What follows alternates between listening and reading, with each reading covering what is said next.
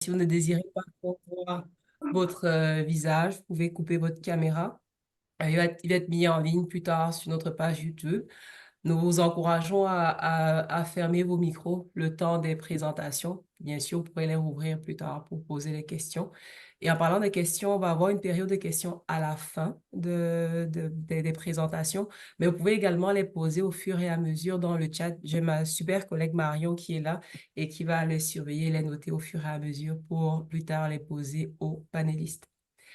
Avant d'entrer dans le vif du sujet, je tiens à reconnaître la Fondation du Grand Montréal, que je représente aujourd'hui, tient à reconnaître la présence ancestrale des communautés Kanien'kehá:ka de Kanawake et Kanasitake, qui occupent historiquement le territoire aujourd'hui connu comme le Grand Montréal. Et elle désire aussi souligner que ce territoire a également accueilli au fil du temps plusieurs nations autochtones qui sont établies à différents moments dans l'histoire. Encore aujourd'hui, une population autochtone diversifiée, incluant des membres des Premières Nations, des Inuits, des Métis, réside sur ce territoire dans des conditions socio-économiques variées. Et alors que nous nous réunissons aujourd'hui pour parler de planification des dons et des fonds de dotation, il est essentiel de reconnaître l'héritage philanthropique profondément enraciné dans les traditions des peuples autochtones. Donc, pour ces communautés, le partage et la réciprocité ne sont pas simplement des actes de générosité, mais des éléments fondamentaux de la vie en société, un lien sacré avec la terre et les autres. Donc, que ce soit par le don de ressources ou la transmission des savoirs, les peuples autochtones ont toujours pratiqué une forme de philanthropie qui vise à renforcer les liens communautaires et à garantir le bien-être des générations futures.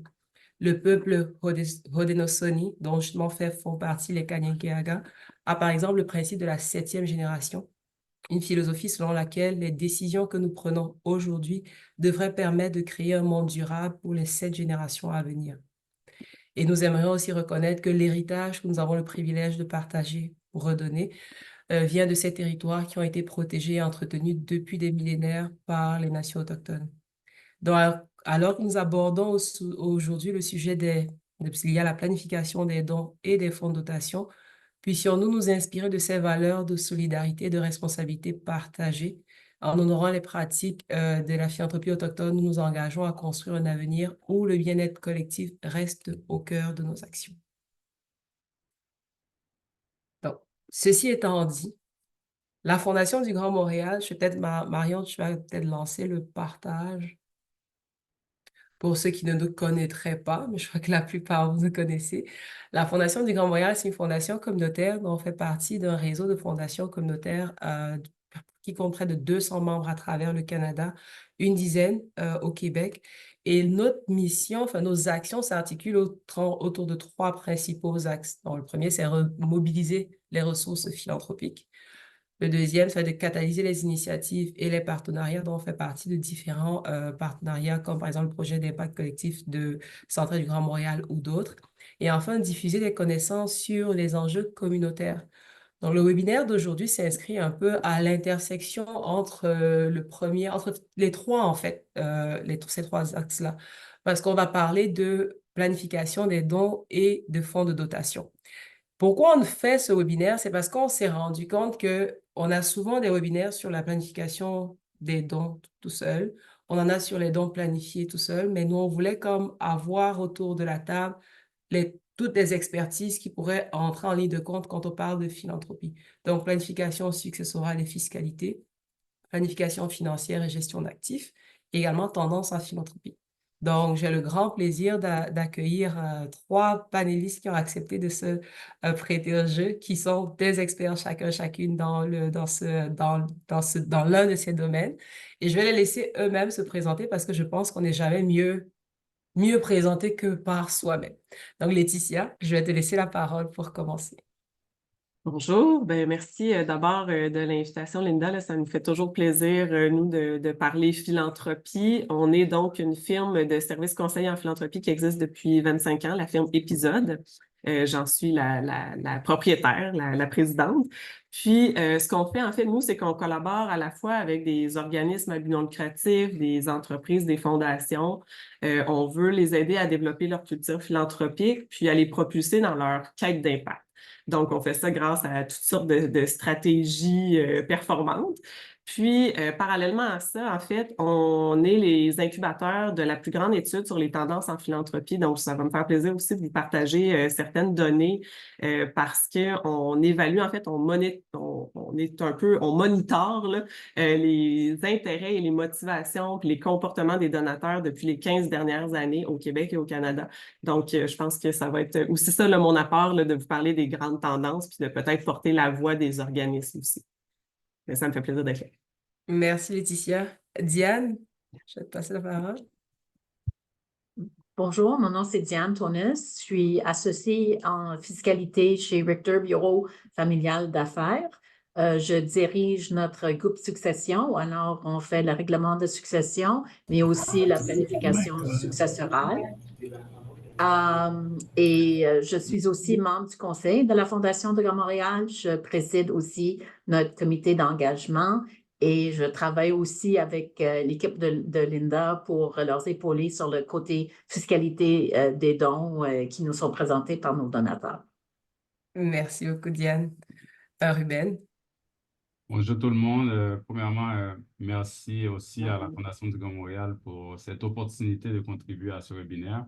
Merci à Linda aussi, à Marion pour l'organisation de l'événement. Moi, mon nom, c'est Ruben Antoine. Du côté professionnel, je travaille en tant que gestionnaire de portefeuille pour une firme du nom de Tulette Matthews et Associés. C'est une firme de gestion de patrimoine qui dessert des entrepreneurs, des professionnels et des cadres supérieurs où on les accompagne dans tout ce qui est investissement, optimisation fiscale, planification financière successorale et aussi gestion philanthropique. Puis du côté personnel, je m'implique dans diverses initiatives, mais pour contribuer, pour approfondir mon engagement, j'ai créé un fonds de dotation avec la Fondation du Grand Montréal récemment, il y a un an environ. Donc, ça m'a permis d'aller plus loin dans les causes que je veux supporter et c'est une des détails que je vais partager aujourd'hui. Merci beaucoup. Écoutez, sans plus tarder, on va rentrer dans le vif du sujet. Donc, chacun de nos panélistes a préparé comme un contenu succinct. Vous comprenez qu'une heure et demie, on peut parler de ce sujet. Chacune est vraiment passionné. On pourrait en parler pendant longtemps. Chacun va avoir comme un exposé de 10 à 15 minutes pour voir vraiment les points principaux qui leur reviennent quand on parle de planification des dons et de fonds de dotation. Puis après, on reviendra donc aux questions. Mais avant, on a un petit sondage. Vous avez rempli un en vous inscrivant. On vous demandait un peu c'était quoi, si vous aviez des questions particulières, puis si vous venez comme curieux, comme professionnel ou comme organisme. Là, on a une question rapide qu'on aimerait vous poser afin de mieux orienter justement le contenu et que les panélistes y répondent de manière efficace. Donc, on va vous laisser quelques minutes pour répondre. C'est une seule question, assurez-vous.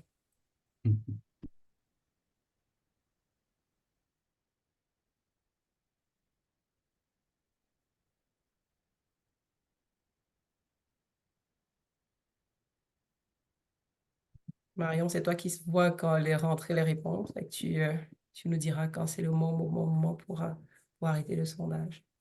On a 30 sur 40 pour l'instant, 75% de participation, ce qui est très bien. Donc, je pense qu'on peut le terminer ici. Parfait. Bien.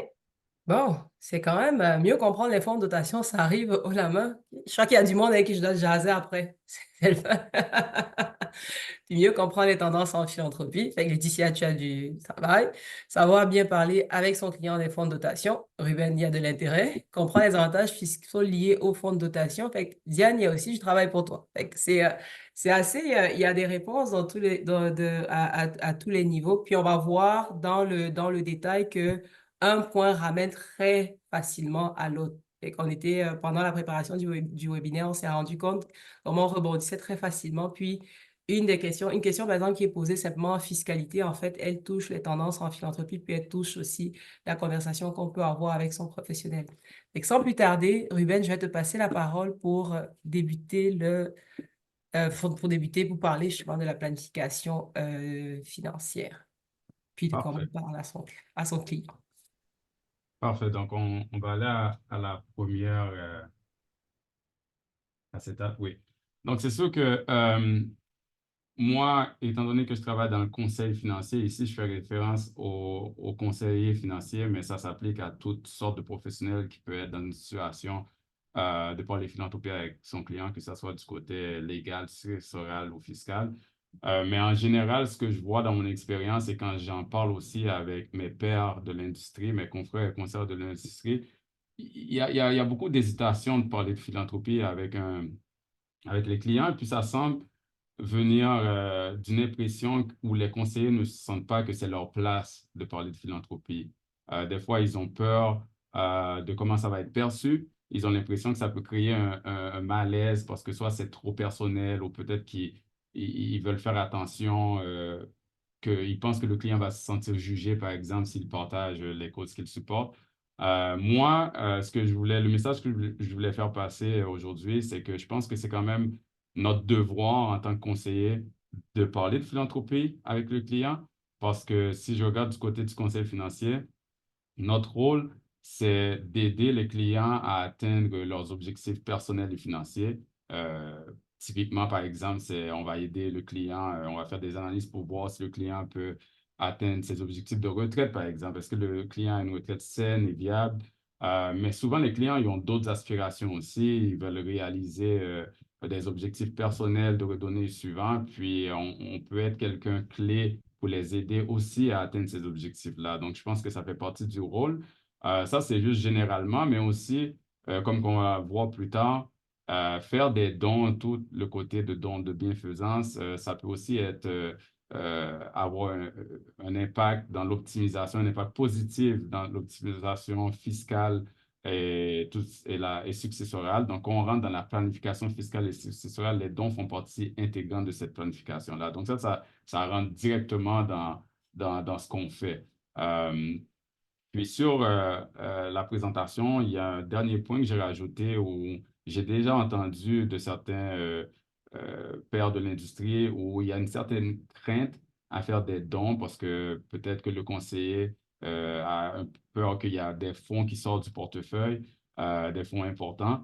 Puis ça peut des fois venir du fait qu'un conseiller peut être dans une situation où il travaille avec un client qui a déjà une retraite qui ne semble pas très viable. On va dire un client qui a des dépenses vraiment élevées et il ne voudrait pas que ce client-là retire de plus en plus d'argent de son portefeuille, ce qui mettrait en danger la retraite. Mais dans ce cas-là, je pense que le conseiller peut servir de guide justement, de faire les analyses, les projections financières pour savoir comment balancer les objectifs de retraite et philanthropiques. Et comme j'ai dit plus tôt, on va le voir plus tard avec Diane aussi, il y a beaucoup de façons de donner, hein. Il y a des façons qui sont tellement optimales fiscalement. En fait, ce que ça veut dire, c'est qu'on peut donner, par exemple, des placements, de l'assurance vie, des actions agrégatives. Il y a des façons de donner qui rendent le coût du don final, il n'est pas aussi élevé qu'on pense. Donc, l'impact sur le plan financier n'est pas aussi élevé. Donc, c'est vraiment le rôle du conseiller de regarder ça. Un autre exemple que je veux juste rajouter là-dessus aussi, certains conseillers ils ont cette peur de voir des retraits sortir du portefeuille parce qu'ils veulent gérer le plus actif. Ça, c'est un conflit d'intérêt. Là, ça n'a pas sa place nécessairement parce qu'il faut penser à l'intérêt du client avant tout. Mais il faut quand même le dire qu'on va le voir plus tard, un fonds de dotation avec une certaine limite, le conseiller peut quand même garder la gestion. Donc, on peut avoir une situation où on informe le client de cet outil formidable-là. Le conseiller continue de gérer les actifs, mais au moins, il aide le client à atteindre ses objectifs philanthropiques et aussi, tout le monde est gagnant parce que les organisations aussi, ça leur permet de recevoir des fonds qu'ils ont besoin, toutes les organisations qui ont besoin de ce support financier-là. Donc, toute cette hésitation-là, je pense que et le conseil et le client gagnent à aborder le sujet de la philanthropie. Donc, pourquoi il faut le faire? Je pense que j'ai touché déjà un peu à ça, mais en général, si le conseiller ne parle pas de philanthropie, le client ne va pas nécessairement parler de philanthropie parce que des fois, il manque d'informations. Des fois, il y a certains clients qui ont l'impression qu'à part les dons qu'ils font minimal, par exemple, quand on les contacte ou quand quelqu'un cogne à leur porte, les clients peuvent avoir l'impression qu'ils n'ont pas des fonds assez élevés pour avoir un impact qui compte. Ou des fois aussi, le client, lui, il ne va pas aborder la philanthropie avec le conseiller parce que pour lui, le conseiller s'occupe du côté finance et tout ce qui est don de charité, c'est très personnel, ça ne va pas ensemble.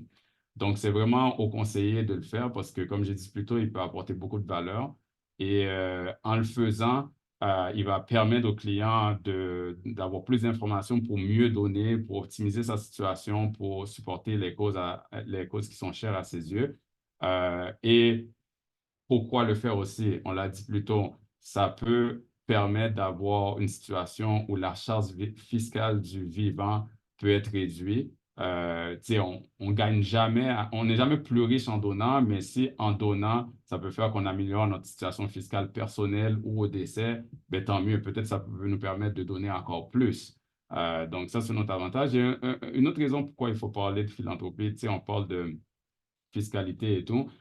C'est un outil formidable, surtout si on met en place un fonds de dotation, d'utiliser cet outil-là pour ouvrir la discussion avec la famille. Tu sais, on parle tout le temps qu'il faut faire de l'éducation financière à nos enfants, il faut faire toutes sortes d'éducation, mais l'éducation philanthropique aussi, c'est une autre sorte d'éducation qu'on peut faire avec la famille.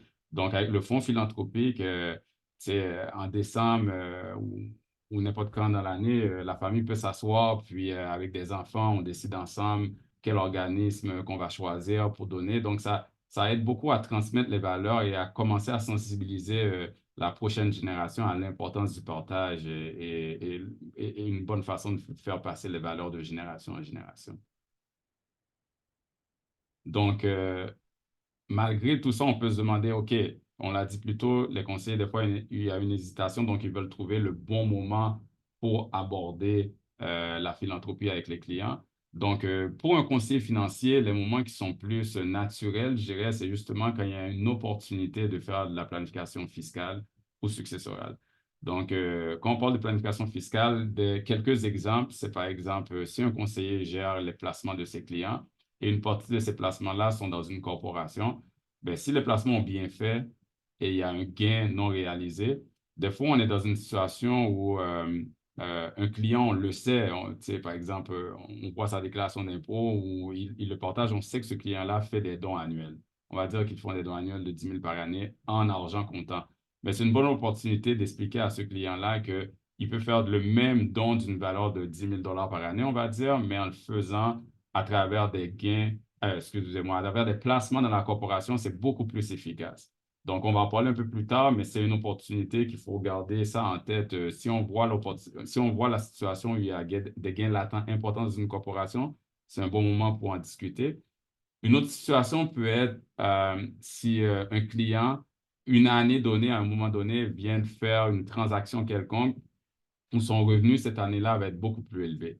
Donc, on voit cette situation-là, par exemple, si quelqu'un a vendu une entreprise, a vendu des biens immobiliers, a exercé des options d'achat d'actions, ou des fois, ça peut être aussi simple que, on va dire, un client avait un revenu élevé l'année en cours, mais s'en va à la retraite l'année d'après, donc le revenu va être plus bas. Donc, ils savent que cette année en cours-là, le revenu va être beaucoup plus élevé. Mais c'est des opportunités de venir mitiger un peu l'impact fiscal de cette année-là les dons peuvent aider avec cette opportunité-là et justement mettre un fonds de dotation en place peut être une façon de venir optimiser la fiscalité.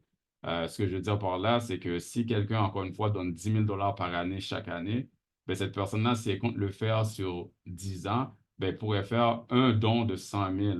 Donc, pour toutes les 10 prochaines années, à son fonds de dotation, vient chercher le reçu fiscal cette année-là, la même année qu'il y a eu une grosse augmentation de revenus parce qu'ils viennent vendre des biens immobiliers, par exemple. Mais à travers le fonds de dotation, après, ces personnes-là peuvent continuer à donner son 10 000 par année pendant les 10 prochaines années. Donc, le plan philanthropique est respecté, mais au moins, on a reçu tout le bénéfice fiscal l'année où c'est le plus efficace de le recevoir, qui est l'année où le revenu était plus élevé. Donc, c'est un exemple.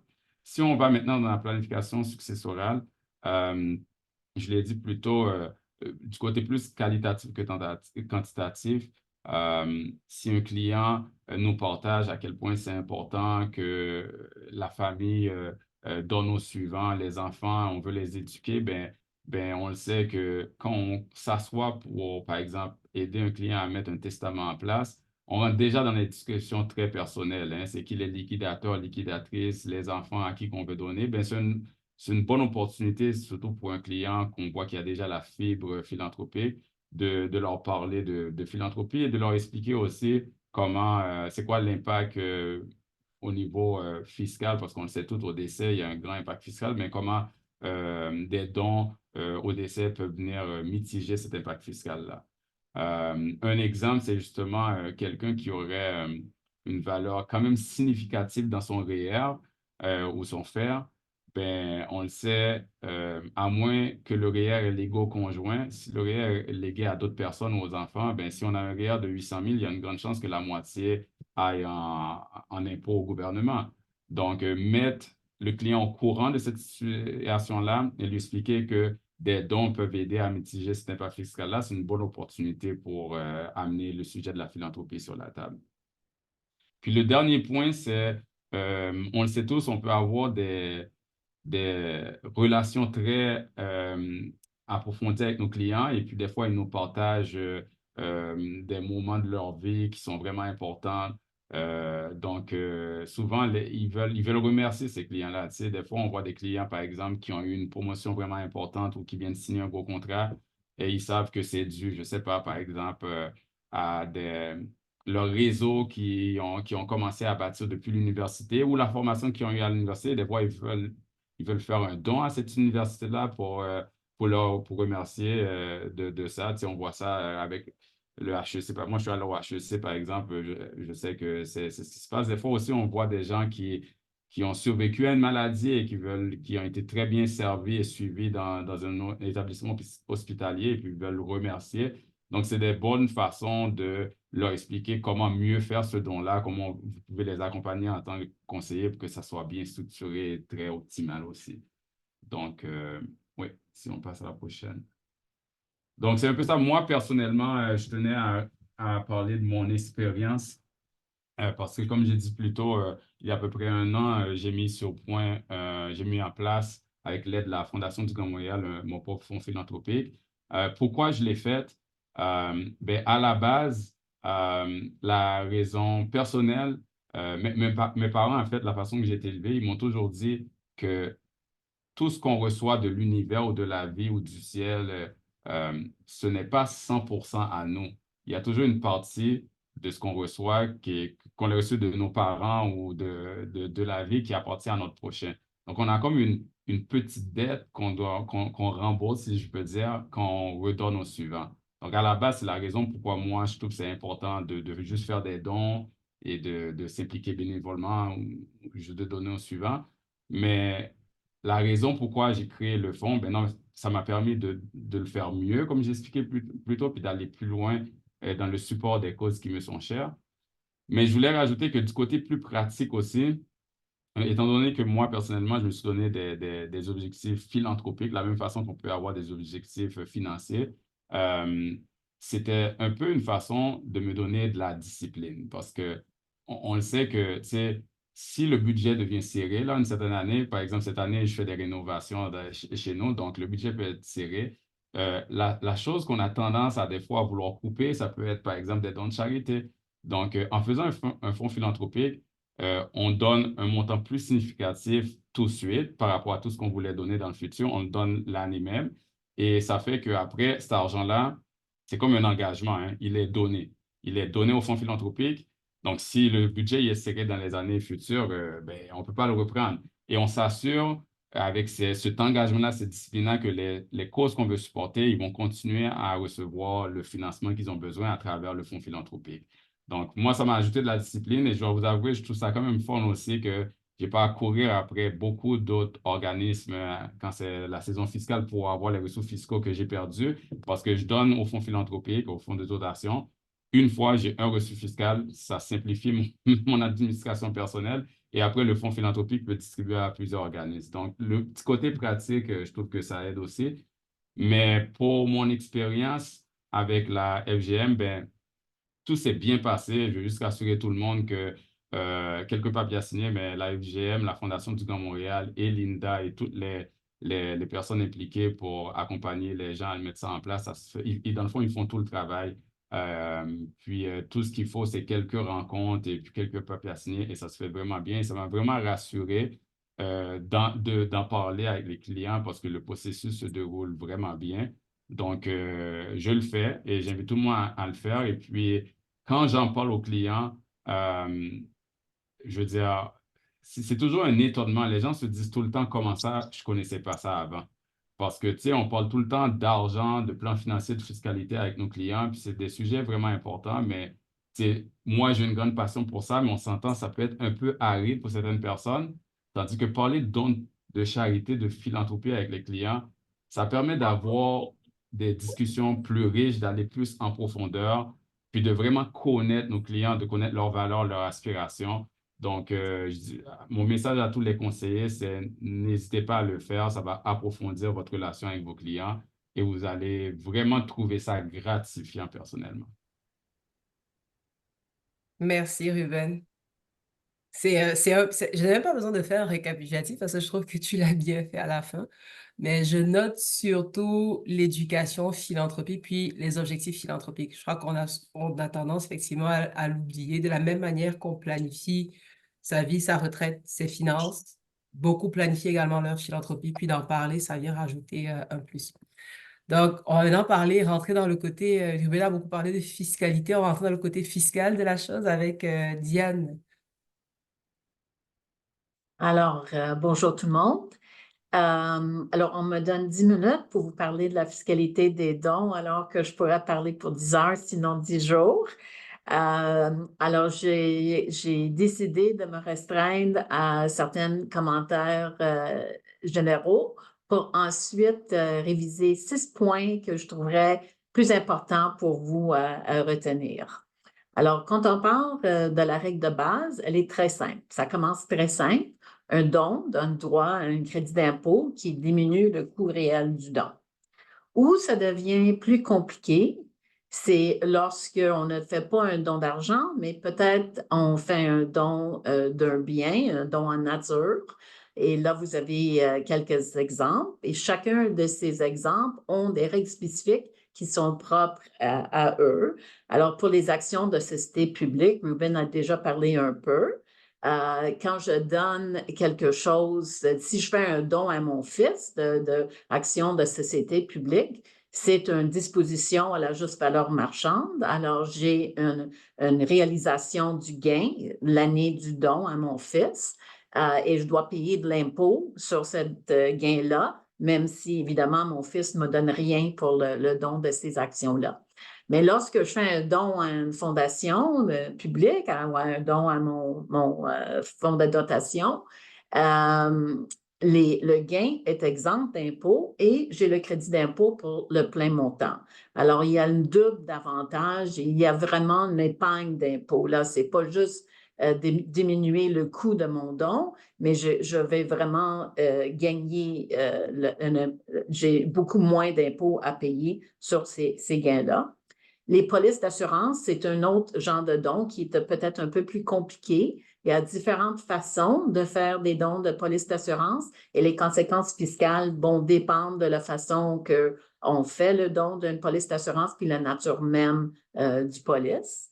Pour les biens culturels ou les biens écologiques, une fois que les biens sont reconnus par les autorités fiscales comme biens culturels et écologiques, le traitement est très semblable aux actions de société publique. Le gain va être exempt d'impôt.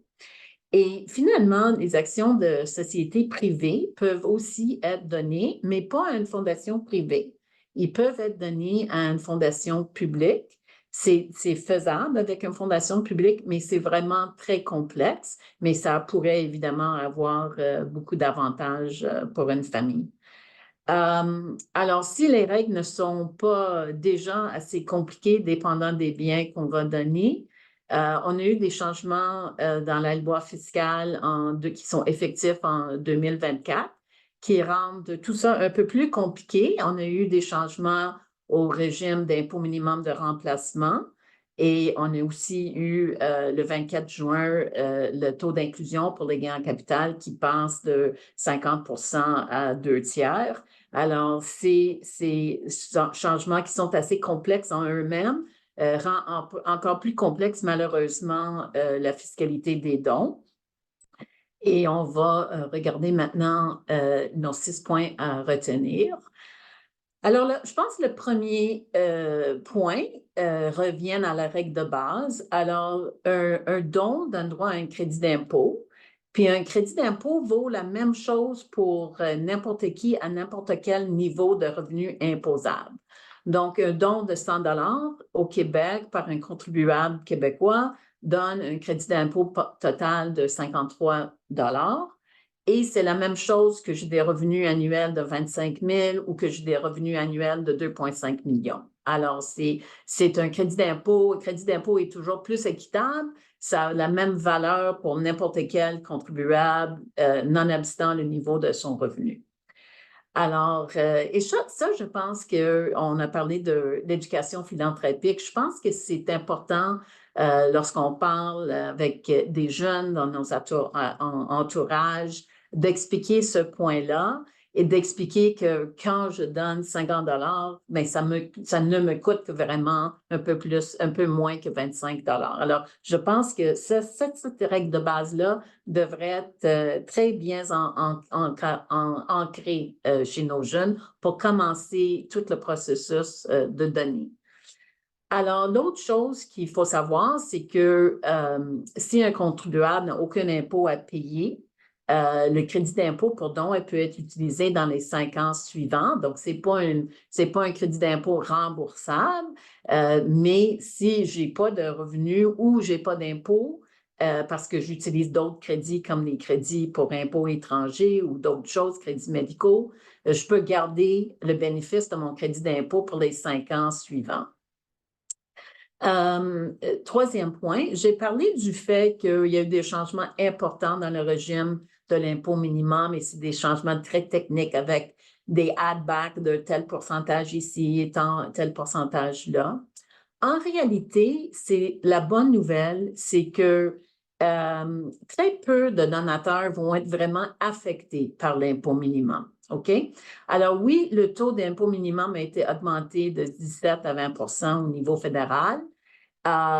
Et aussi, les crédits d'impôt spécifiquement sont réduits à 80 % et non pas 100 % de ce que j'aurais normalement eu pour les fins de l'impôt minimum. Il y avait une exemption d'impôt minimum qui était à 40 000 $ par année. Depuis des années, ça n'a jamais été augmenté. Et avec les changements d'importants dans le régime d'impôt minimum, cette exemption-là est augmentée à 173 000 fédéral, 75 000 au Québec. Donc, même si le taux augmente à 20 % de 17 à 20, même si mon crédit d'impôt pour don va être réduit à 80 % de ce que ça n'aurait normalement été, dans la plupart du cas, l'exemption va me sauver de l'obligation de payer l'impôt minimum. Et c'était intéressant de voir dans le budget de l'année passée où toutes ces augmentations et changements ont été annoncés. Le gouvernement fédéral nous a cité que normalement, dans l'ancien régime d'impôt minimum, il y avait à peu près 70 000 contribuables au Canada par année qui payaient de l'impôt minimum. Là, ça va être réduit encore plus. Alors, ils estiment qu'il va y avoir juste 26 000 personnes contribuables au Canada qui vont payer l'impôt minimum. Donc, ça, c'est des bonnes nouvelles, même si on regarde que les règles sont négatives dans un certain sens. L'effet réel de tout ça combiné ensemble, c'est vraiment pas si grave pour la plupart des donateurs. Alors, quatrième point, puis j'en ai parlé et Ruben en a parlé, c'est sûr que la façon le plus rentable, c'est de donner des actions de société publique avec un gain latent. Alors, on ne peut pas avoir un meilleur deal que ça. On a un crédit d'impôt pour le plein valeur, puis on ne paye aucun impôt sur le gain. Ici aussi, il faut savoir qu'il y a eu un petit changement dans le calcul de l'impôt du revenu qui est sujet à l'impôt minimum. Alors là, ce n'est pas complètement exempt d'impôt. Il y a 30 % de cette gain-là qui va quand même rentrer dans l'assiette de revenus imposables pour l'impôt minimum. Mais encore une fois, l'exemption qui est augmentée de 40, qui est augmentée à 175, 173 au fédéral. Auparavant, c'était 40 000. Ça va sauver la plupart du temps, la plupart des contribuables donateurs dans ce cas-là. Cinquième point, c'est que je pense qu'il faut réaliser que donner au vivant, ça pourrait être une meilleure idée que de juste donner dans son testament avec un don planifié. Et c'est vrai que pour la plupart des contribuables, la plus grande charge fiscale va venir au décès lorsqu'on a la disposition répétée de nos biens, puis lorsque nos rires et nos fers sont imposables. Mais souvent, j'ai vu des cas, surtout où les gens laissent le résidu de leur succession à un organisme de bienfaisance, où on n'a pas pu profiter pleinement de crédit d'impôt pour don. La succession était trop grande pour utiliser le crédit qui était généré, la charge fiscale au décès n'était pas assez grand pour éponger tout le crédit. Donc, je pense que lorsqu'on parle avec quelqu'un avec un don planifié, il faut faire des calculs sur l'impôt qui va être payable au décès, puis peut-être de proposer un calendrier de dons avant le décès pour être certaine de profiter pleinement de son impôt au décès. 6e point, ça concerne les programmes de dons d'actions accréditives, donc les programmes Pear Tree. C'est des programmes de dons qui sont très complexes et qui ne réduisent pas l'assiette fiscale du donateur. Il y a beaucoup de personnes qui pensent, oui, les actions accréditives, c'est un abri fiscal. Ça pourrait vraiment réduire notre assiette, notre billet d'impôt à la fin de l'année. Mais le programme de dons d'actions accréditives mélange des actions accréditives avec le don des actions publiques, avec le crédit d'impôt de dons, pour faire en sorte que c'est une façon de financer un plus grand don à l'organisme de charité pour un faible coût après impôt. Alors, si je donne 100 $, j'ai dit, la règle de base, je vais avoir un crédit de 53 $. Mais si je veux donner 100 $ par le biais d'un programme de don d'actions accréditives, ça pourrait me coûter que juste 10 $ ou 10 $ à 20 $. Alors, 10 % à 20 %. Au lieu d'avoir un coût après fiscal de 50 % ou de 47 %, je peux avoir un coût fiscal de 10 % ou de 20 %. Donc, au lieu de donner de l'argent à une fondation directement, au lieu de donner 100 $ à la fondation directement, j'investis et pour avoir qui va enfin me coûter, disons, 50 $, je peux faire un don par le biais des dons actions accréditives pour donner le même 100 $ à la fondation, mais ça va me coûter de 10 $ à 20 $. Alors, c'est ça, les programmes de dons d'actions accréditives, OK? Ce n'est pas un abri fiscal, mais c'est une façon de majorer le montant qui reste dans les poches de la fondation pour beaucoup moins de coûts. Il faut savoir que ça existe. Oui, les règles avec l'impôt minimum, avec l'exemption, avec le taux d'impôt des gains capital qui monte à 2/3, oui, ça affecte les programmes de dons accréditifs, mais ça ne fait que monter le coût net après impôt. Ils sont encore vivants et on les voit encore sur le marché. Alors, j'ai dit 6 points à retenir, mais j'ai quand même un point bonus, mon 7e point, qui n'est pas vraiment une question de fiscalité des dons, mais c'est peut-être une question d'administration fiscale. Je pense que Ruben a parlé un peu quand il a dit qu'avec son fonds de donation, il n'y a pas tous ces reçus à chercher à chaque année. Et souvent, j'ai des gens qui viennent me voir puis qui veulent faire un don majeur. Ils pensent, parce que le don est tellement majeur, qu'ils devraient faire une fondation privée. Et la première chose que je vais leur dire, c'est que voulez-vous vraiment avoir une fondation privée avec toute la paperasse et l'administration fiscale qui vient avec les états financiers, les déclarations fiscales qui sont publiques, qui sont disponibles sur le site de l'ARC? Et dans le fond, de créer un fonds de dotation, ça peut vous donner les mêmes avantages au niveau de gestion de vos dons, les distributions qui vont être faites, l'investissement est fait pour vous, l'administration et tout le côté administration est fait pour vous, mais vous avez toujours l'avantage de donner puis de l'avantage d'avoir le crédit d'impôt pour le don et que vous allez faire pour créer et aussi par après. Alors, avec ça, ça termine mes commentaires. Merci beaucoup. Merci, Diane. Donc, on a vu différentes manières de donner. Puis, elle est passée très rapidement dessus, comme vous l'avez vu. Nous, on a eu un lunch and learn d'1 h 30 où on est allé dans le détail de chacune de ces options. Super passionnant. Je confirme qu'elle pourra en parler pendant 10 heures. Et ce que je retiens, c'est les différentes manières. L'avantage d'une fondation communautaire, c'est justement de pouvoir gérer plusieurs types de ces dons-là. Et même quand on a un organisme, c'est pas tous les organismes. Les politiques d'acceptation des dons de tous les organismes ne sont pas similaires. Il y en a, par exemple, qui n'acceptent pas les actions publiques pour une raison ou pour une autre. Donc, même pour l'organisme, la fondation communautaire peut devenir un outil pour accepter ce type de dons. Donc, maintenant, on a parlé de planification financière, on a parlé de fiscalité des dons. Ce que les donateurs nous posent souvent, que ce soit les individus, même les organismes, c'est oui, mais qu'est-ce que les autres font? Puis je crois qu'il n'y a pas une meilleure personne que celle qui fait les études en tendance en philanthropie pour nous en parler. À toi, Laetitia.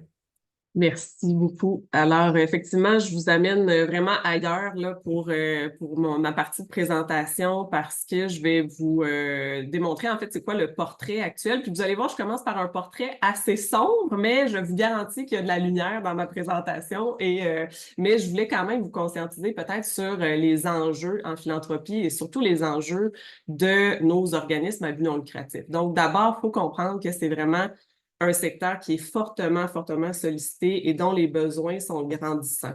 Il y a eu une étude qui a été faite par Canadon en 2023 là, qui révélait qu'il y a 22% des Canadiens qui prévoient utiliser ou utilisent déjà les services caritatifs pour répondre à leurs besoins essentiels. Donc, clairement, les besoins sont là. Depuis la pandémie, ces besoins-là sont de plus en plus en croissance. Puis même après la pandémie, parce que là, on est un peu tanné d'en entendre parler de la pandémie, mais il y a quand même la moitié des organismes là, qui disent que la demande continue d'augmenter et de croître pour leurs services. Par contre, il y a plus de la moitié de ces organismes-là qui disent qu'ils sont déjà plus en mesure de répondre aux services. Donc, la demande est vraiment plus forte que les capacités de nos organismes à but non lucratif actuellement. Puis évidemment, ben, ça met beaucoup de pression, cette augmentation-là des besoins sur nos organisations. Pression sur les ressources humaines, évidemment, vous pouvez vous en douter, là, sur les équipes à l'interne et évidemment de la pression sur leurs finances. Puis là, je ne parle même pas des coûts d'opération là, qui augmentent un peu partout parce que ça a beau augmenter en entreprise, ça a beau augmenter dans notre portefeuille comme citoyen aussi, ça augmente aussi pour les organisations qui doivent toujours faire plus avec moins. Il y a une concurrence accrue là, pour les subventions publiques et pour les dons. On a, juste pour vous donner une perspective, 45 000 organismes à but non lucratif au Québec seulement. Il y en a 20 000 là-dessus qui sont des organismes de bienfaisance, donc qui sont vraiment tournés vers la philanthropie là, pour être capables d'offrir des services à la population. Puis, il y a à peu près 300 organismes qui se créent par année. Donc, puis encore là, tu sais, comme je vous disais, la demande est accrue et continue d'augmenter. Donc, évidemment, quand la demande est forte, puis là, à un moment donné, les organismes peinent à répondre à cette demande-là, bien, il y en a de nouveaux qui se créent parce que les citoyens, on a envie de contribuer, on a envie de se mobiliser. Donc, il y a de plus en plus d'organismes qui se créent. Puis, tu sais, on se rappelle historiquement, en fait, nous, on est dans un état où le gouvernement a, en quelque sorte, transféré un peu sa responsabilité vers le secteur des OBNL, pour une partie du moins. Et puis, pour assurer, tu sais, notre fameux filet social, parce que la plupart de nos organismes sont quand même dans le secteur plus social, on en a aussi en culture, tout ça, mais c'est vraiment notre filet social, nos OBNL au Québec. Par contre, en transférant leur responsabilité vers les OBNL, ben, ils ont comme créé une espèce de dynamique un peu de contrat de service. Donc, les organismes, pour obtenir des subventions auprès de l'État, doivent démontrer qu'ils font des projets spécifiques pour répondre aux demandes du gouvernement. Il n'y a pas vraiment de subvention à la mission générale. Donc, ils font vraiment des demandes là, par projet pour aller chercher du financement. Puis, bon, évidemment, on parle de plus en plus d'austérité, là. Moi, je peux vous dire, pour travailler avec des OBNL en ce moment, on est vraiment dans un contexte d'austérité, même si le mot n'est pas encore aussi clair qu'à une époque pas si lointaine, là, avec un gouvernement précédent. Mais ce qu'on remarque, en fait, c'est qu'il y a vraiment une stagnation, voire même une diminution actuellement des financements publics. Donc, de plus en plus d'organismes qui ont de moins en moins là, accès, en fait, à des subventions gouvernementales. Puis, vous l'avez entendu tout comme moi, là, même dans les médias cette semaine, là, le premier ministre qui a fait appel à ses élus en disant, bon, ben on se serre la ceinture. Ça fait en sorte que vraiment partout à travers le Québec, il y a des organismes qui ne pourront pas peut-être déployer là, des projets pour répondre aux besoins de leur communauté. Je vous ai dit que je commençais par un portrait sombre, là, c'est assez lourd, mais je vous le dis, il y a de la lumière quand même. Mais je voulais vous en parler parce que, tu sais, nous, on dit la philanthropie, c'est vraiment l'affaire de tous. Il n'y a pas une seule solution. Tu sais, ici, dans le contexte actuel, on vous parle de dons planifiés, on parle de fonds de dotation, mais il y a plusieurs leviers philanthropiques pour les organismes, puis la diversification de ces leviers-là, elle est essentielle, elle est importante. Les organismes ont besoin à la fois d'argent à court terme et à plus long terme aussi pour assurer leur pérennité. Fait que c'est important pour une organisation d'avoir des campagnes annuelles, puis de continuer à aller solliciter des dons pour des activités bénéfices, des événements bénéfices, parce que ça répond vraiment aux besoins plus court terme. À moyen terme, par exemple, ils peuvent déployer une campagne majeure de financement s'ils ont un projet structurant, un projet porteur. Encore là, c'est important en tant que donateur d'être capable de répondre aussi à cet appel-là de nos organisations pour des projets spécifiques. Par contre aussi, c'est important de regarder le plus long terme quand on est un organisme. Puis c'est là où viennent s'inscrire vraiment les dons planifiés, les fonds de dotation, les dons majeurs aussi sur, disons, une demande pluriannuelle. Donc, tout ça, ce sont des leviers philanthropiques qui sont essentiels et nécessaires. Puis on est évidemment tous et tous un rôle à jouer là, à la fois là, comme donateur, de faire effectivement continuer à faire son don annuel auprès de certaines organisations, mais aussi s'inscrire dans une perspective un peu plus long terme avec une planification des dons. On peut peut-être poursuivre. Donc, est-ce qu'il y a une plus grande planification des dons au Québec? Ben, globalement, oui. Puis là, c'est là où est-ce que je vous amène quand même de la lumière dans ma présentation. C'est que nous qui travaillons là, avec des organismes, des fondations, des donateurs, on voit qu'il y a vraiment une professionnalisation du milieu, puis une philanthropie de plus en plus organisée, structurée. Puis ça, c'est vraiment une bonne chose. D'abord, il y a de plus en plus de fondations privées. Puis, évidemment, c'est pas une solution pour tout le monde. Là. Je suis tout à fait d'accord avec Diane qui disait, tu sais, tournez-vous peut-être plus vers des fonds de dotation que des fondations privées.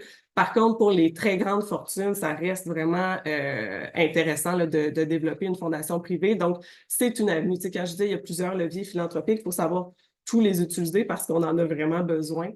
Donc ça, c'est intéressant de voir qu'il y en a quand même de plus en plus des fondations privées. Puis nos fondations aussi, ce qu'on remarque, c'est qu'elles sont plus ouvertes ou plus à l'écoute aussi aux besoins des organisations, des organismes à but lucratif, puis qu'elles donnent un peu plus à la mission avec de moins en moins de conditions. Puis ça, c'est un travail que nous, on aide les fondations aussi à faire, à les faire cheminer un peu dans cette réflexion-là pour qu'elles aient plus d'impact, qu'elles transfèrent qu'il y ait confiance en fait que le don qu'elles donnent à une organisation, bien, l'organisation est la mieux placée pour en faire bon usage pour répondre aux besoins de la communauté qui le desservent.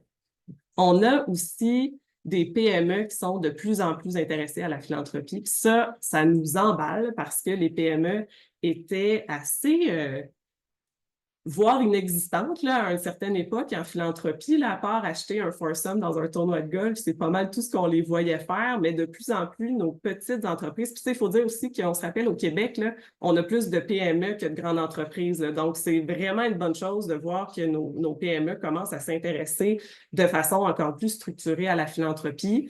mobilisent aussi leurs employés dans la philanthropie. Donc, ça, c'est intéressant parce que des fois, c'est peut-être le premier contact comme individu qu'on a par rapport à une cause. C'est quand on est dans une entreprise puis qu'on va faire peut-être une journée bénévolat dans une organisation ou que notre employeur est engagé auprès de Centraide puis dit, bon, ben c'est votre don annuel, allez faire votre don. Fait que c'est important pour nous aussi de voir que les entreprises s'intéressent puis offrent à leurs employés des leviers philanthropiques également.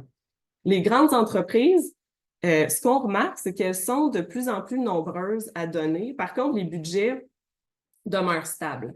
Donc, sur les 10 dernières années, là, globalement, les entreprises n'ont pas nécessairement mis plus d'argent dans le secteur philanthropique. Par contre, on a la chance d'avoir des PME là, qui ont grandi, qui se sont déployés davantage, puis qui sont tournés vers la philanthropie.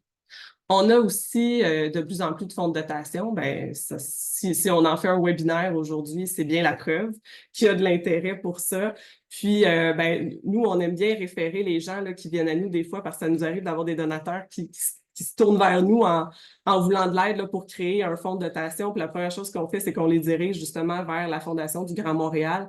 Mais il y a évidemment aussi d'autres options là, qui s'offrent à eux là, par la voie de fondations d'entreprise, des fondations privées, des institutions directement aussi, universitaires, culturelles, l'hôpital. Il y a vraiment encore là une pluralité là, de leviers philanthropiques, puis c'est important de tous les utiliser. Par rapport aux donateurs individuels, par contre, ce qui est important de comprendre là, sur les tendances en philanthropie au Québec, puis je dis au Québec, mais c'est la même réalité au Canada et partout à travers le monde, c'est que le nombre de donateurs individuels est en déclin depuis 10 ans et même plus longtemps que ça. Et par contre, on a des donateurs qui sont de plus en plus généreux. Donc, globalement, là, quand on regarde au Québec, au Canada, il y a de plus en plus d'argent en philanthropie, malgré le fait qu'il y ait de moins en moins de donateurs. Donc, on a vraiment des donateurs généreux. Évidemment, comme vous pouvez vous en douter, la générosité croît avec l'âge parce qu'on a plus de capacité financière en vieillissant. On est dégagé peut-être de certaines responsabilités. Donc, on voit cette tendance-là là, par rapport aux générations, finalement. Je dis ça, par contre, les jeunes sont vraiment intéressés à la philanthropie. Puis tantôt, c'est drôle, Ruben, je me prenais une note là, quand tu disais... c'est intéressant là, de partager avec nos enfants nos visions philanthropiques, tout ça. Moi, je dirais à l'inverse aussi, c'est intéressant que les jeunes nous partagent leur vision de la philanthropie. Des fois, ils sont même plus avancés que certaines personnes plus âgées là, sur la question. Donc, c'est intéressant que ce soit vraiment un partage là, de toutes les générations. Mais ce qu'on voit, c'est que les jeunes s'y intéressent et ils sont vraiment généreux par rapport à leur capacité financière actuelle. Donc, il y a quand même de l'espoir aussi à plus long terme de développer vraiment cette culture philanthropique-là au Québec. Elle se développe, on le voit, nous, on en est conscients, mais il y a encore plus de perspectives là, pour l'avenir. Puis, nos donateurs sont de plus en plus avisés aussi, c'est-à-dire qu'on n'est plus juste dans un geste d'altruisme, on est aussi on est plus soucieux de l'impact de notre don. On veut donner à des organismes qu'on sait qu'ils vont avoir une saine gestion de leurs finances, une saine gouvernance. Fait qu'on a vraiment des donateurs qui sont plus intéressés et plus soucieux, c'est ça, de l'impact de leurs dons. Alors, on poursuit. Qu'en est-il des dons planifiés? Bien, pour rentrer un petit peu plus dans le sujet des dons planifiés, ce qu'on voit, d'abord, il faut comprendre aussi qu'historiquement, encore une fois, au Québec, c'est assez récent, les dons planifiés. Là. On parle des années 90 à peu près. Là. Il y en avait peut-être un peu avant, mais c'est là où est-ce que vraiment ça a pris son envol. Donc, aux États-Unis, c'était 30 ans plus tôt là, que c'est arrivé. Donc, évidemment, on est encore un peu en décalage là, sur ce qui se fait ailleurs. Cela dit, notre croissance en dons planifiés, elle est beaucoup plus rapide qu'ailleurs parce qu'en ce moment, on est dans une évolution là, démographique, il y a des incitatifs fiscaux, on en a parlé dans la présentation, qui ont assez important quand même au Québec et au Canada. Il y a une diversité aussi de formes de dons planifiés, même s'il y a encore 90% à peu près là, des dons planifiés qui restent des legs testamentaires. Tu sais, on offre différentes options aussi aux donateurs. Donc, ça fait en sorte qu'on est vraiment dans une croissance des dons planifiés là, depuis les dernières années. Je pense que il y a eu une bonne sensibilisation, puis ça, il y a encore du chemin à faire là, pour sensibiliser les gens sur l'importance de planifier leurs dons, puis aussi le fait que c'est accessible à tous. Tu sais, souvent, on a l'impression que c'est accessible vraiment aux personnes les plus fortunées, mais c'est pas le cas. C'est vraiment accessible à la plupart des gens. Donc, il y a encore du chemin à faire là, pour sensibiliser les gens sur le don planifié. Et lors de notre dernière étude là, qu'on a fait sur les tendances en philanthropie en 2024, donc cette année, ce qu'on voit, c'est que la moitié des Québécois ne connaissent pas les dons planifiés. Donc, malgré que ce soit en forte croissance depuis les dernières années, on parle quand même toujours aux mêmes personnes qui s'y connaissent un peu déjà puis qui ont de l'intérêt pour ça. Donc, la moitié des Québécois ne connaissent pas les dons planifiés. Puis j'ai sorti quelques autres statistiques, là, juste pour le plaisir, là, mais 15% d'entre eux souhaitent quand même en apprendre davantage. Donc, quand on disait tantôt, soyez pas gênés d'en parler comme conseiller financier, comme gestionnaire de patrimoine, bien évidemment, là, il y a de l'ouverture de la part des gens quand on les sonde sur le don planifié, ils veulent en connaître davantage. Il y a certaines personnes qui veulent pas en entendre parler du tout, qui connaissent ça puis qui disent c'est pas pour moi. Moi, j'aurais le goût de vous donner le défi d'aller les séduire, puis de faire changer leur idée là-dessus. Je pense que tout est une question d'éducation encore là. Par contre, quand on regarde un peu qui sont les gens qui donnent, ben 4% des gens qui font déjà un don planifié représentent la génération X. Ça, c'est intéressant de le mentionner.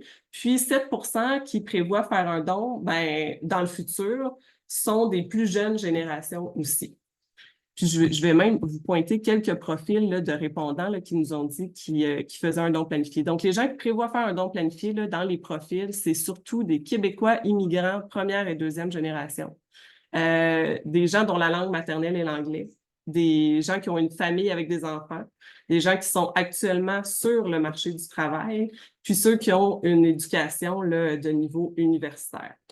Alors, voilà, pour vous donner un peu... Puis évidemment, bon, dernier point, profiter du transfert de richesse pour stimuler l'intérêt. On le dit depuis longtemps, on est vraiment dans un transfert de richesse historique au Québec actuellement. Donc, c'est l'occasion de parler de dons planifiés parce que c'est pas un transfert de richesse qui va se reproduire là, dans les prochaines années. Donc, si on profite pas de cet instant-là vraiment pour conscientiser les gens aux dons planifiés, ben on va passer certainement à côté de quelque chose.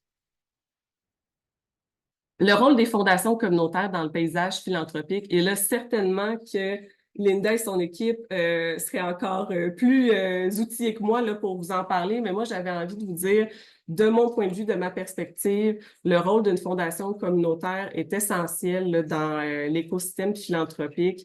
Je trouve que les fondations communautaires sont vraiment devenues un pôle de connaissance des besoins de la communauté locale. Donc, on peut leur faire confiance parce qu'ils comprennent vraiment, ils sont vraiment sur le terrain, ils comprennent les besoins de la communauté.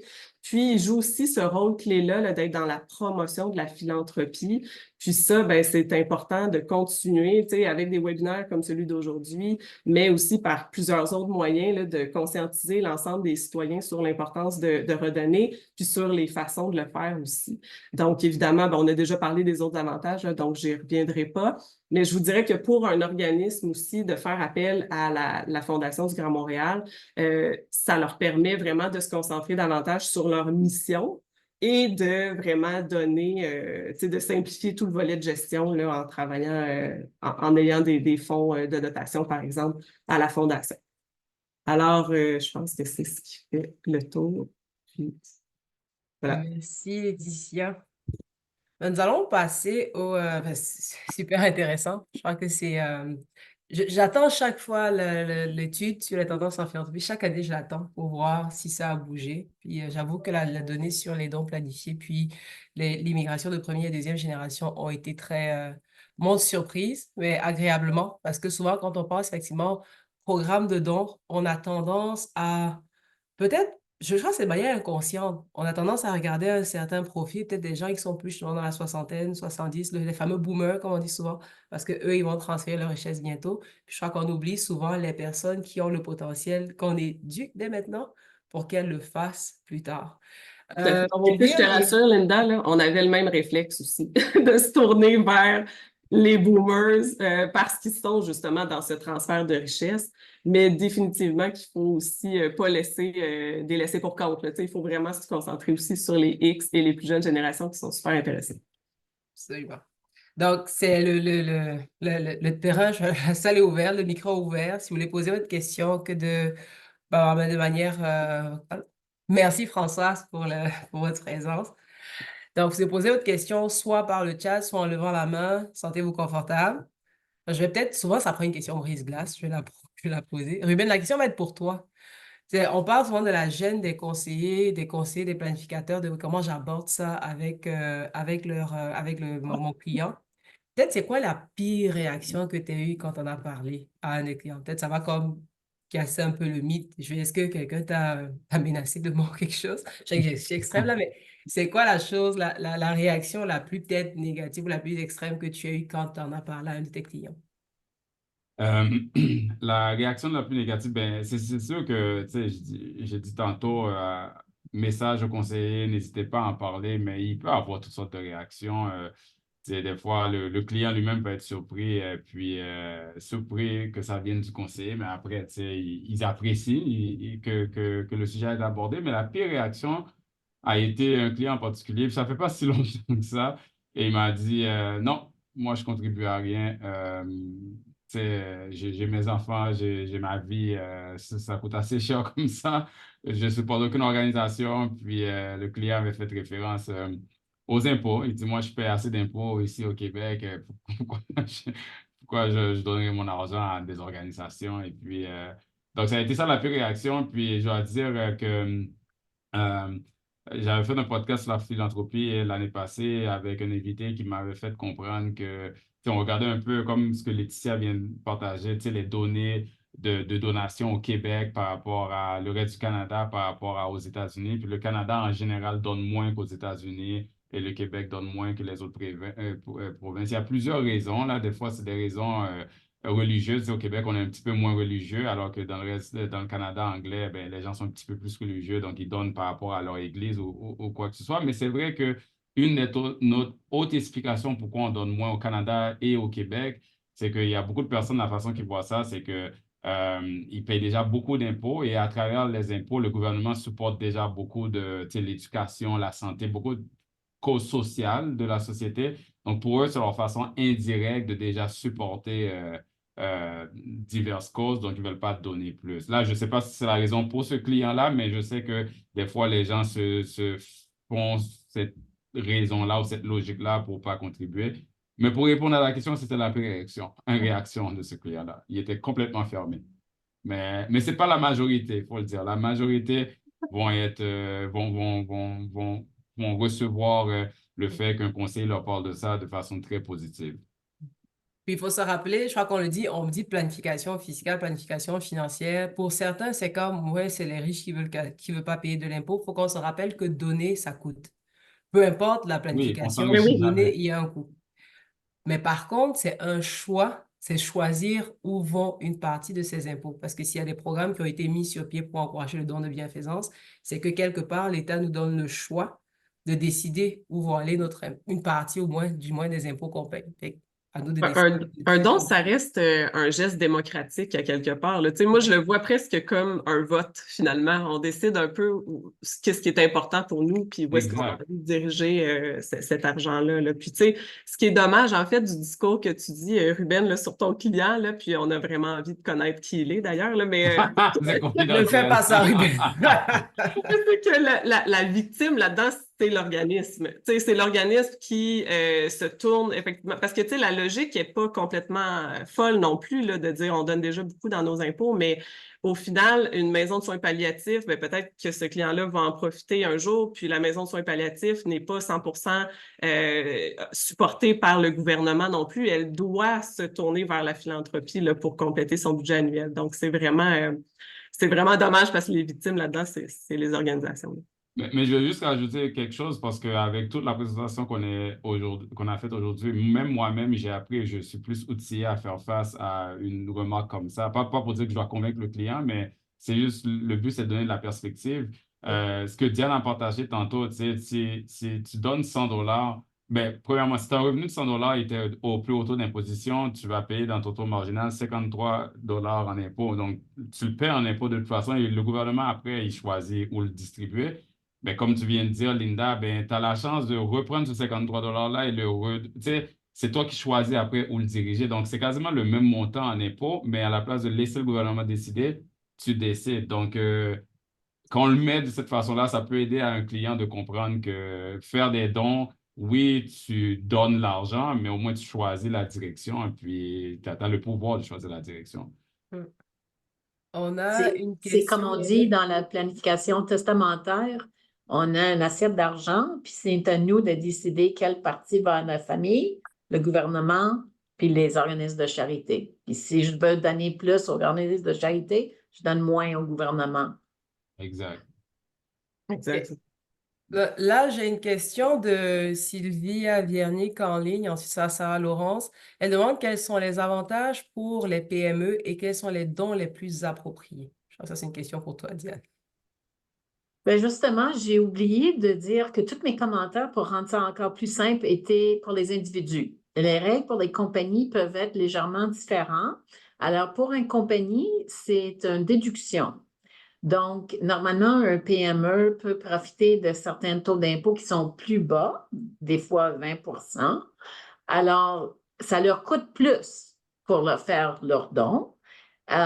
Donc, des fois, c'est mieux pour les actionnaires de faire les dons. Alors, ça, c'est une chose. Mais une PME qui détient des actions de société publique a toujours le même avantage, par exemple, d'avoir l'exemption du don, et ça donne de l'exemption du gain capital, et ça donne aussi la possibilité pour l'actionnaire de sortir le montant du gain de façon non imposable. Donc, lorsqu'on parle d'une compagnie, ça ajoute un niveau de complexité, mais il y a certains avantages, surtout avec des actions de société publique. Maintenant, la plupart des PME n'ont pas beaucoup d'investissements, mais à un certain niveau aussi, ils ont des investissements, ils sont peut-être dans une compagnie de gestion, mais là aussi, ça fait partie de toute une planification fiscale. J'ai une question, j'espère avoir le temps d'y revenir. Je vais d'abord donner la parole à Sarah Laurence. Oui, bonjour. Je m'appelle Sarah, je suis la directrice générale du Centre d'action bénévole à Boucherville. Donc, on est un organisme communautaire. Un peu comme Laetitia disait au début de sa présentation, on est totalement dépendant des subventions présentement, puis on cherche à diversifier nos sources de financement. Présentement, on n'a pas de campagne annuelle, on n'a pas de programme de dons planifié. Tu sais, imaginons qu'on part de zéro. Est-ce que vous conseillez qu'on aille d'abord vers une campagne annuelle pour créer des relations avec des donateurs, puis une fois qu'on voit qu'il y a des dons récurrents, puis qu'on crée une relation, ensuite de discuter de dons planifiés? Tu sais, c'est-tu comme un parcours régulier d'un donateur en lien avec un organisme communautaire? Oui, ben, en fait, c'est vrai que ça prend une certaine maturité philanthropique là, pour se rendre dans des stratégies un peu plus complexes. Puis souvent, ce qu'on voit par rapport aux dons planifiés pour des organismes qui n'en ont jamais fait, c'est quand vient un premier don planifié qu'ils n'ont pas du tout sollicité, ben là, ils ne savent pas trop quoi faire avec ça. Puis c'est là où est-ce que l'organisation va se mettre à s'organiser, puis s'outiller, puis développer des politiques. Puis, mais souvent, c'est ce qu'on voit au tout départ. Mais c'est certain que pour solliciter d'un point de vue d'organisme du don planifié, il faut connaître les donateurs.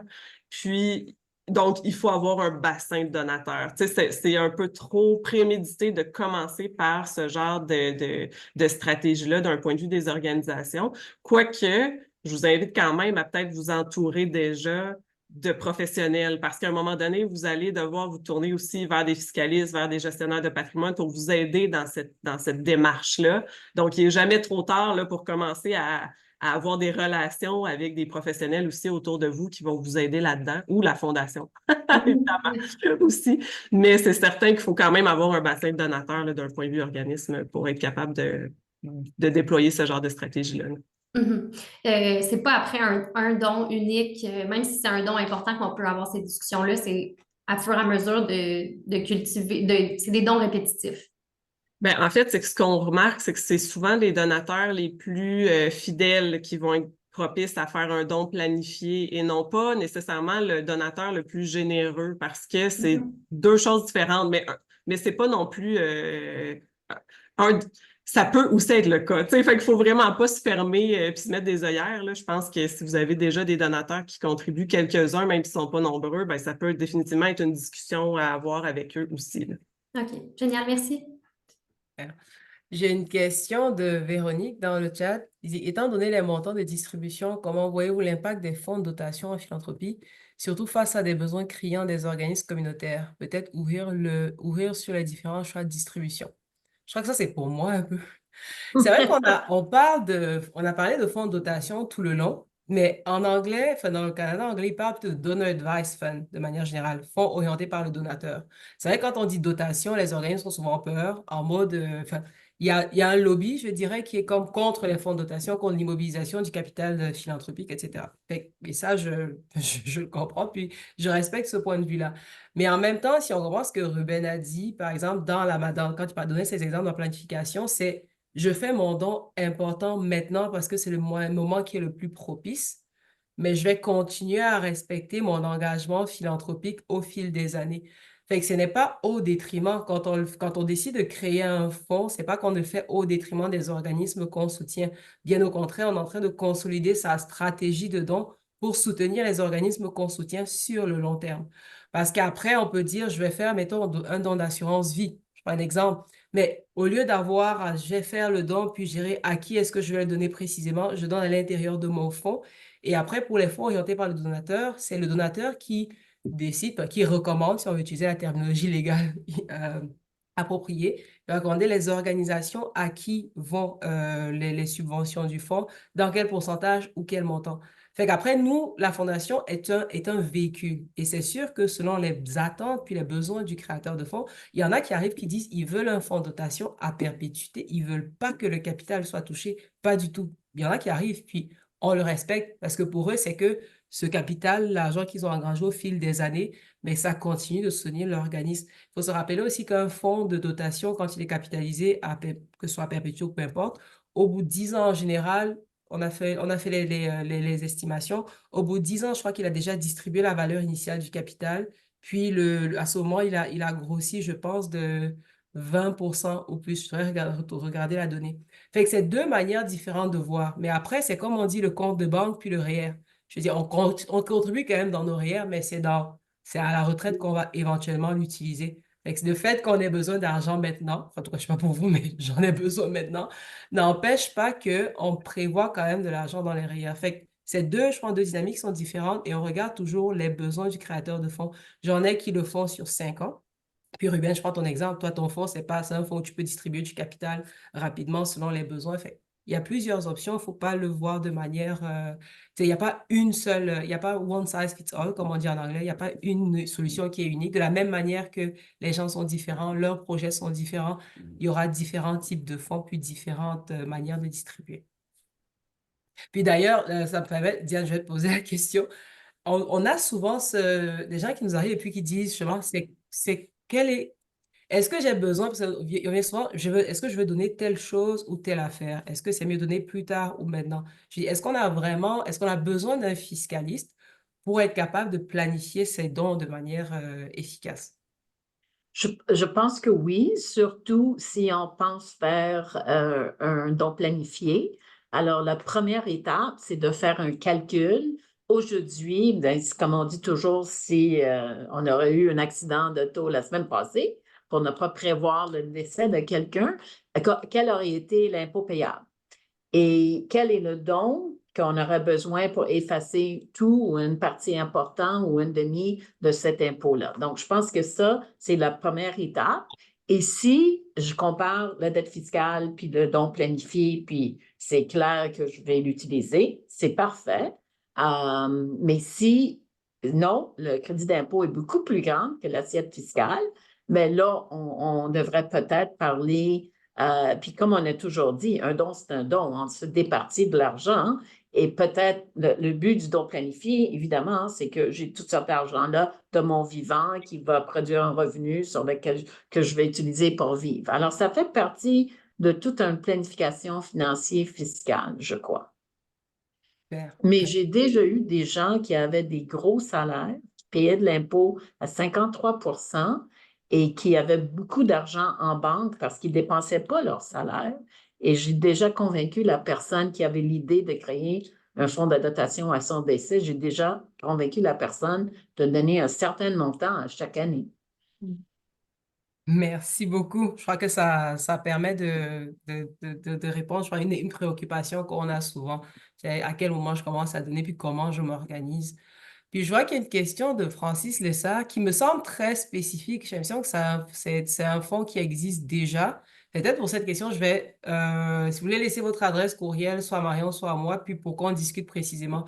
Parce que là, j'ai peur de répondre. On a des fonds, c'est un fonds de dotation 10 ans, mais on a des fonds dans le cadre des programmes en culture. On a des fonds qui sont hors programme. Je vais être certaine de répondre à la question de manière efficiente. Fait que, Francis, si vous voulez soit m'envoyer un courriel, Marion, je mets mon adresse courriel dans le chat, et puis qu'on puisse discuter précisément. Je pense qu'un fonds existant serait beaucoup plus efficace. François Vincent pose la question de savoir si la FGM a une trousse d'informations disponible qui explique l'ABC des fonds de dotation, création, fonctionnement, obligation de la FGM, contrôle du donateur, fiscalité, distribution. En fait, c'est une bonne question. On a l'ABC, c'est une très bonne question. On n'a pas une seule trousse qui existe. Parce que je parlais encore de la diversité des cas de figure. Et ce dont on s'est rendu compte, histoire réelle, c'est quand les gens nous contactaient pour dire, je vais créer un fonds de dotation, et qu'on envoyait toute la documentation, les gens ne revenaient pas. Puis quand on les relance, c'est, oh, mais c'est trop compliqué, c'est pas pour moi. Fait qu'on a tendance à faire l'inverse, c'est que de converser d'abord avec les gens, de comprendre c'est quoi leurs besoins, et en fonction de leur projet philanthropique, on est capable de dire oui, on peut y répondre en tant que fondation, et voici la documentation pertinente dans ce cas-là. Ou alors, non, on n'est pas capable d'y répondre. Il y a des cas où on redirige la personne simplement vers une organisation X, Y ou Z parce qu'on trouve qu'on n'a aucune valeur qu'on ajoute dans l'équation. Je prends l'exemple, il y a une planificatrice financière qui nous a contactés, puis sa donatrice voulait faire des dons importants à 3 organisations qui étaient déjà déterminées. Et les actifs étaient détenus par la planificatrice, enfin sa firme, puis elle devait créer un fonds, et puis nous on transfère. Ici, c'était comme du in and out. Donc ça rentrait directement chez nous, puis après ça repartait directement à l'organisme. On a dit, on n'a aucune valeur là-dedans, si ce n'est rajouter des frais. C'est préférable que la donatrice fasse son don annuellement aux 3 organisations. Fait que c'est là où nous, on essaie de comprendre en amont avant de le faire. Mais c'est sûr qu'on travaille sur quelque chose de plus global. C'est toujours compliqué. On pourrait avoir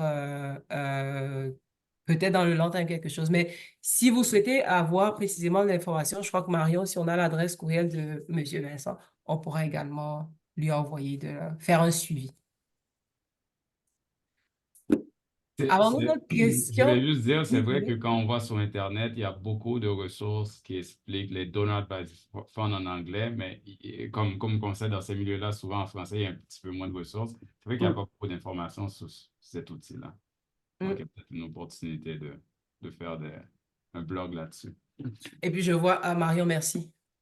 Marion, c'est l'équipe des communications, fait que c'est eux qui se charge de parler de tout ce qu'on fait. J'ai tendance à oublier moi-même. Puis on a effectivement la page qui parle des avantages, de manière générale, des dons, de manière générale, là, des fonds de dotation. Maintenant, pour le mécanisme et le fonctionnement précisément à la Fondation du Grand Montréal, ça, c'est des choses qu'on discute par rapport aux besoins du créateur, de la créatrice de fonds. Avons-nous d'autres questions? Puis je note aussi que peut-être il faudrait que je fasse un webinaire sur les fonds de dotation tout court. Ou un podcast. Ou un podcast. Ça, c'est vrai. On n'en dira pas plus, mais je crois ou un podcast. Il y a des chances que ce soit un podcast, je On a pense. des attentes, là, ça y est. C'est ça. Euh, peut-être j'ai une autre question. Je vais, puis Laetitia, je crois que tu as abordé ça rapidement, le concept de philanthropie. Enfin, nous, on appelle à la Fondation le concept de philanthropie basé sur la confiance. Parce qu'on le voit aussi dans la question que Véronique a parlé, on a toujours des créateurs de fonds qui vont être très,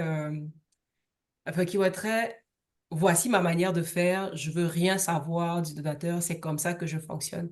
Et tu as indiqué que les fondations étaient de plus en plus ouvertes à collaborer de manière différente avec les organismes qui sont enfin, les organismes qu'on soutient, les organismes communautaires qui finalement bénéficient de cet argent, enfin bénéficient, utilisent cet argent-là pour le mieux de la communauté. Est-ce que tu dirais, est-ce que tu as peut-être des recommandations sur si on va avoir cette conversation avec nos donateurs, ou bien pour les donateurs qui s'interrogent de c'est quoi la meilleure manière de faire? Est-ce que je regarde encore c'est quoi le pourcentage des coûts d'opération, d'administration sur le budget d'opération total, ou est-ce que je fais vraiment confiance à l'organisation? C'est quoi, c'est comment tu abordes cette question et puis comment peut-être les organismes, qu'est-ce que tu conseilles aux organismes quand ils parlent avec les donateurs? Ben, c'est certain qu'il y a un rôle de la part des organismes aussi de partager un peu mieux ou un peu plus sur l'impact aussi de leurs dons. Fait que, tu sais, oui, il faut être dans une approche en fait, c'est de comprendre les besoins de l'organisme, respecter les intérêts du donateur, puis trouver un peu le juste milieu entre les deux, là. Fait que ça reste complexe. Mais du point de vue des organismes, j'ai l'impression qu'en partageant plus déjà à la base sur qu'est-ce qu'on fait réellement, où est notre impact, ça aide le donateur aussi à vraiment bien comprendre son investissement, finalement, il va servir à quoi. Puis ça enlève déjà peut-être une charge, mais du point de vue des donateurs, moi, je les invite vraiment à donner en toute confiance parce que c'est vrai qu'on n'est plus à cette époque-là là, de débattre sur le pourcentage des frais d'opération. Les frais d'opération, ils augmentent. C'est ça la réalité, là. Fait qu'à un moment donné, on peut pas encore plus mettre de pression sur les organisations. Bon, après ça, c'est sûr on peut questionner des fois certaines dépenses, mais pour la plupart des organismes, nous, avec qui on travaille, c'est pas un enjeu de dépenser de l'argent pour rien, là, pas du tout, là. Mais il y a définitivement une discussion à avoir entre les donateurs, surtout pour ceux qui ont plus de moyens, là. Évidemment, quand on a un don de plus grande envergure, de le diriger un peu trop précisément sur ses propres intérêts personnels, ben, c'est peut-être pas utile pour l'organisation, là. On devient un peu dans la même dynamique que quand ils font des demandes auprès du gouvernement puis qu'ils doivent répondre à un projet spécifique pour aller chercher une subvention. On ne veut pas non plus créer la même dynamique auprès de nos donateurs. Donc, c'est important de rester là, dans l'ouverture, finalement. Merci beaucoup. Puis, ça me fait penser au commentaire qu'un organisme a dit une fois, il dit qu'ils avaient l'impression de se travestir à chaque fois parce que quand les appels à projets arrivent, puis il y a une liste qui est précise, fait qu'il faut tout faire pour que l'organisme fit dans cet appel à projet et que ça devenait épuisant sur le long terme parce que finalement, c'est quoi le cœur de notre mission? Qu'est-ce qu'on fait réellement? Qu'est-ce qu'on sait faire? On a l'impression qu'on le change à chaque fois pour pouvoir avoir accès justement à du financement. Donc, je pense qu'on a fait, est-ce que c'est un webinaire, Marion, sur la philanthropie basée sur la conscience?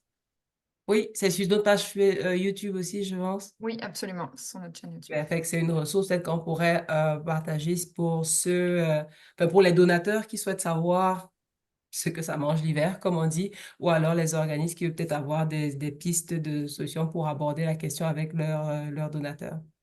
Mais écoutez, je ne sais pas s'il y a encore une autre question. Non, je n'en vois pas. Ben, je vous remercie tous et toutes pour votre présence. Avec Laetitia, Diane, Ruben, c'était vraiment passionnant.